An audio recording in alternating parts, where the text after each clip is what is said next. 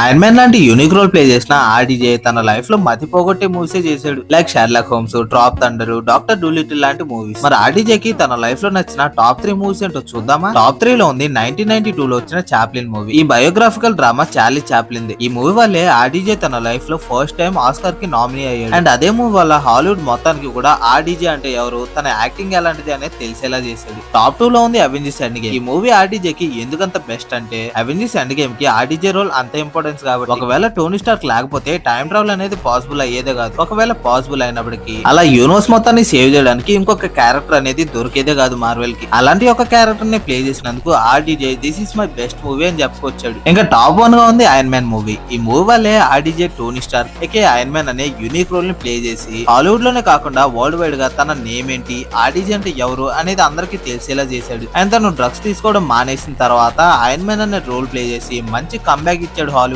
లో. అంతేకాకుండా Marvel cinematic universe కూడా మంచి స్టార్ట్అప్ ఇచ్చాడు. అందుకే కెవిన్ ఫెయిగ్ ఆర్డీజేని we all know who started all this అని అంటూ ఉంటాడు. మీకు ఆర్డీజే మూవీస్ లో నచ్చిన టాప్ 1 మూవీ ఏదో కామెంట్ చేసి చెప్పండి.